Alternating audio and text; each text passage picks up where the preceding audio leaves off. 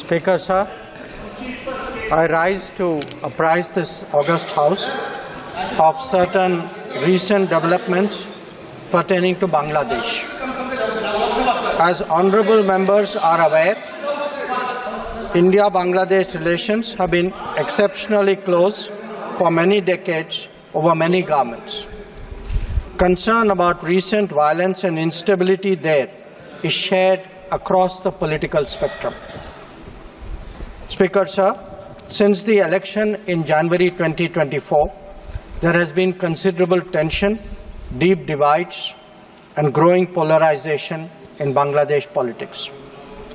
This underlying foundation aggravated a student agitation that started in June this year. There was growing violence, including attacks on public buildings and infrastructure, as well as traffic and rail obstruction. The violence continued through the month of July. Throughout this period, we repeatedly counseled restraint and urged that the situation be diffused through dialogue. Similar urgings were made to various political parties, political forces with whom we were in touch.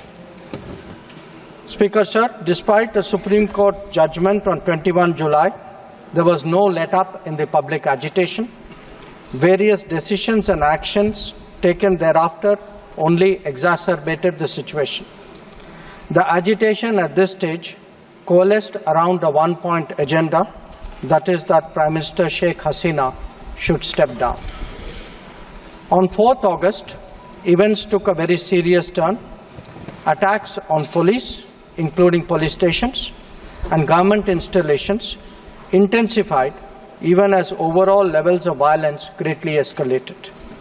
Properties of individuals associated with the regime were torched across the country. What was particularly worrying was that minorities, their businesses and temples also came under attack at multiple locations. The full extent of this is still not clear. Speaker, sir, on 5th August, demonstrators converged in Dhaka despite the curfew. Our understanding is that after a meeting with leaders of the security establishment, Prime Minister Sheikh Hasina apparently decided to resign. At very short notice, she requested approval to come for the moment to India. We simultaneously received a request for flight clearance from the Bangladesh authorities. She arrived yesterday evening in Delhi. Speaker, sir, the situation in Bangladesh is still evolving. The Army Chief, General Waqaruzzaman, addressed the nation on 5th August. He spoke about assuming responsibility and constituting an interim government. We are in close and continuous touch with the Indian community in Bangladesh through our diplomatic missions. There are an estimated 19,000 Indian nationals who usually live there, of which about 9,000 are students. The bulk of the students, however, have already returned to India in the month of July on the advice of the High Commission. In terms of our diplomatic presence, in addition to the High Commission in Dhaka, we have Assistant High Commissions in Chittagong, Rajshahi, Khulna and Sylhet. It is our expectation that the host government will provide the required security protection for these establishments.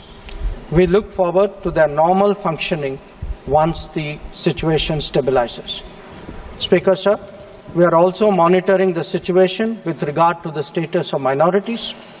There are reports of initiatives by various groups and organizations to ensure their protection and well-being.